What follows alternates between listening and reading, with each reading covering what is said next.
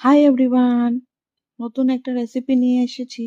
আর আজকে একদম healthy and tasty ব্রেকফাস্টের রেসিপি নিয়ে এসেছি, যেটার জন্য লাগবে একটা ফ্রেশ বিটরুট। আমি বিটরুটটাকে কেটে পিল আপ করে নিয়েছিলাম আর আগে ভালো করে ধুয়ে নিয়েছিলাম। তারপর ওগুলোকে ভালো করে কেটে টুকরা টুকরা করে কেটে একটা চপিং মেশিনে নিয়ে নিয়েছিলাম। আর ওটার মধ্যে আগের থেকে ভেজানো গরম জলে ভেজানো সয়াবিন নিয়ে নিয়েছিলাম।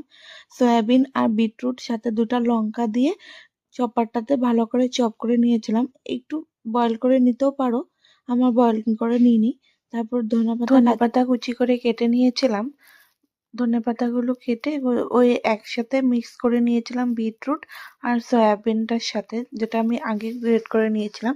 তারপর বেসিক মশলা জিরের গুঁড়ো, রোস্টেড জিরে গুঁড়ো নিয়েছিলাম আমি, লবণ, লঙ্কা গুঁড়ো আর অল্প গোলমরিচের গুঁড়ো দিয়েছিলাম, দিয়ে ভালো করে অল্প মিক্স করে নিয়েছিলাম। অত ভালো করে মিক্স হয় না যেহেতু সয়াবিন আছে সাথে। আর তারপরে আর আটাটা আগের থেকেই মাখা ছিল। তারপর ওটা বেলে লেচি কেটে ওটার মধ্যে আমি পুরোটা ভরে দিয়েছিলাম। আর আমি না সবসময় কিছু স্টাফিং পরোটা বানালে একটু স্টাফিংটা বেশি করেই দিই, খেতে আমার ভালো লাগে। লাগলে একটু বের হয়ে গেলেও সাইড দিয়ে কোনো প্রবলেম নেই, কিন্তু খেতে ভালো লাগে। তারপর ঘি দিয়ে গরম গরম ভেজে নিয়েছিলাম। তোমরা খেয়ে দেখবে ব্রেকফাস্টে, আর আমাকে জানাবে কিরকম লাগলে।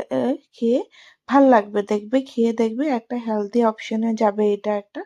তাহলে দেখা হবে নেক্সট ব্লগে। Bye bye.